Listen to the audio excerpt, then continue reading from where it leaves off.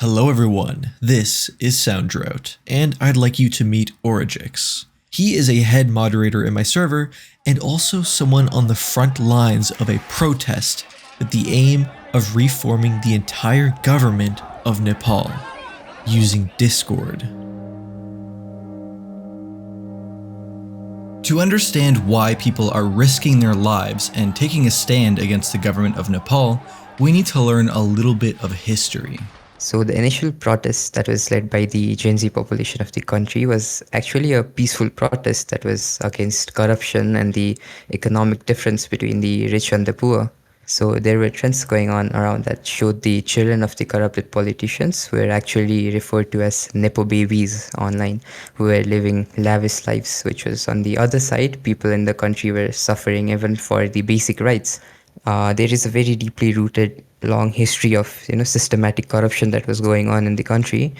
The corrupted leaders are widely known for misusing the funds received from foreign powers and even misusing the own country's taxes, which was to be used for critical development projects like basic road structures, so schools, hospitals, and other important areas. They also spend a huge sum of money to win elections and flip votings to be on their side.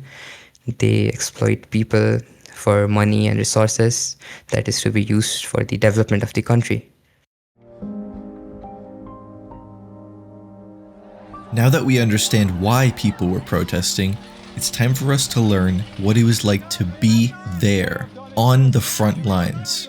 It was actually supposed to happen on the 8th of September, Monday. And on that day, lots of young people, mostly referred to as the Generation Z, came to streets and were doing a peaceful protest. Some of them came to the protest for the first time in their lives. And soon after, the police used unreasonable amount of force to suppress the people there. They used tear gases, rubber bullets, and even real bullets were fired, which ended up killing like 19 people, from which one of the person who died was a 12-year-old kid.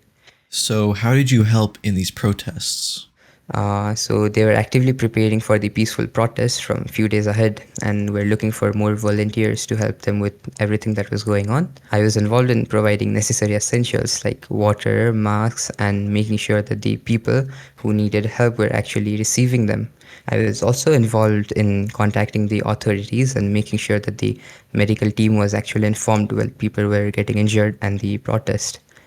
After the 9th of September, I helped clean the affected areas that were burned down and vandalized. The main heroes actually are the core team of the Hami Nepal organization, who actually work tirelessly for the country day and night. They made sure that the hospitals are getting all the necessary equipments like injections. The injured ones are also receiving food and water. The hospitals were, not in shortage of blood because there were a lot of people coming there, a lot of injured people, and the hospitals were actually overflowing with patients. And the real thanks goes to them and also the Nepali army who helped protect the nation from the criminals that fled the jails. So what have the protests accomplished so far? So a lot of things are actually happening at a very rapid speed and we can't really predict what's going to happen next. By the time we're recording this video, a lot of main agendas have actually been accomplished, and these include like the resignation of the Prime Minister and the formation of an interim government where the elected Prime Minister was chosen by the youth, the dissolvement of the parliament, and the involvement of youth in important decision makings. So some of the future agendas that are to be accomplished, they include like fair election for the actual 4-year tenure government, since the current government with the new elected prime minister is just for 6 months. And other major agendas include the development of major sectors like school, health, and education, and a corruption-free government, and some more like employment creation and much more.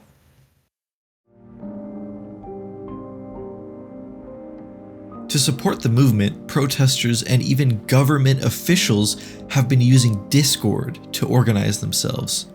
Let's learn more about how and why this ended up happening. So there's a Discord server called Youth Against Corruption. It was mostly made to provide crucial details and information regarding the movement, so the team and everyone who were coming in the peaceful protest could actually be updated with what was going on. It was also used to help people who were in need. The organization have different helpline numbers and support team ready to help anyone at any time who needs help. And currently, in the span of just few days, the server has evolved to something a lot more than it was started for. There are currently around 160,000 members and a lot more channels for different cases and scenarios. This includes channels where you can request for help if you were affected by the protest, and missing alerts where you can report people who were missing, emergency helpline channels where you can request for some emergency help if you need, channels like protest logs where you can report the protesters who were wrongdoing and make sure they face the appropriate actions for it. And it became a platform to share opinions, views, and discuss different agendas to like on how to move forward with the government, because there was no government at that point. So it does sound funny at first if you think about it, because Discord is being used to, discuss politics and the future of a country. But actual politic talks and decisions were being made for the discussions that was happening among the people in the server. The demands of the youth was very clear from the start. Everyone wanted a corruption-free government. We wanted transparency, and we wanted the youths to be a part of the discussions that was, to decide the future of our life. The important discussions were all held on stages. At one point, the stage itself capped at 10K members, so they had to stream it across different platforms to make sure that everyone was able to hear the discussion that was going on. They definitely have struggled to moderate such a massive surge of people in the span of like 2 or 3 days, but surprisingly, there are very few cases of massive threats in moderation, as the majority of people are following the basic rules they should be following, like not sharing anything inappropriate or abusing people. The moderation team of the server have worked non-stop day and night to make sure that everyone is safe in the server, and have been getting rid of people who were, there to cause trouble. There was definitely polls and people were asked to mention who they think should be the next person to lead the government. And the person who got the highest votes on those polls did end up becoming the current Prime Minister, Mrs. Sushila Kargi. So there were definitely talks about foreign involvement as well and threats to the security of the nation, but things are looking good for now. I don't think anyone actually planned to, use Discord to be the primary platform for this, but given the situation, Discord provided a very unique level of structure and a community.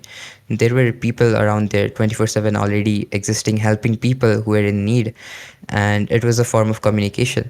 Since the youth demanded transparency and wanted to make sure that everyone's voice was heard, Discord gave us the best opportunity for it.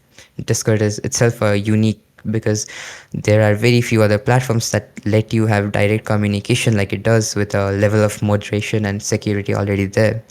The organized text and voice channels and the stages feature like made it possible for everyone to come together and take part in the discussions, which wasn't really possible by any other platforms in this scale in such a short period of time. I think they will definitely be using Discord to, continue helping the people who need help, and for other stuffs like making sure that the group of people who took advantage of the situation by robbing private stores and like criminals who fled are getting punished and, are sent back to the jails. Yeah, yeah. That's pretty interesting to hear, actually. Like, people are sort of becoming their own vigilantes, but, they're just reporting what people have done, trying to keep the peace in the country. The main issue was that on the 9th of September, the police gave up on the nation. Like, they backed off from everything. If you called the cops, they would be like, we can't help you with anything, even if there were criminals inside your house. Right. But is that where the army kind of stepped in and helped? That was the night where the army decided that they are taking over the security of the nation, and they provided helpline numbers where, if you had called, then they would show up, the military would show up at your house.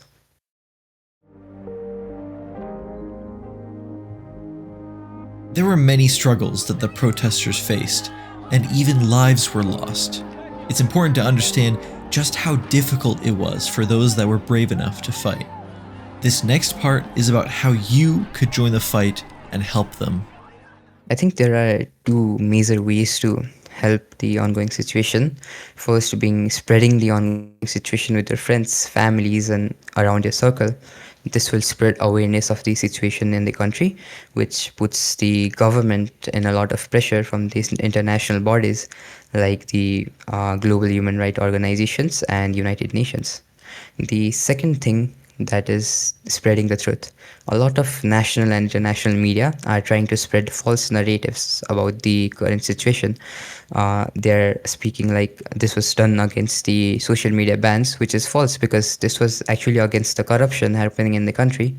Another popular false information is the rumors of protesters killing the wife of an ex prime minister, which is also false because, in fact, the people present there helped her escape the burned building. She suffered burns because she was stuck in a building that was burning down. The protesters present there helped her get to the hospital, and she's still alive and now out of danger as well. But many sources are claiming that she was killed and she was burned alive, which is false. And spreading like only verified information helps control the current narrative of the situation and build a story that is based on truth instead of falsely spread narratives. I think that's all. Thank you so much for, giving me the platform to share all of this. Yeah, absolutely. I mean, you've been a head mod in my server for so long. It's terrible to hear that you've had to go through this. So I know this was different from my usual videos, but the topic came up and I thought it was important to share Origix's story. Despite being so far away, he's been an important staff member on my team for many years, and I'm just glad that he's okay now. Big thanks to him for willing to speak out about this topic, and of course, thank you for listening. I'll see you all in the next one. Bye bye.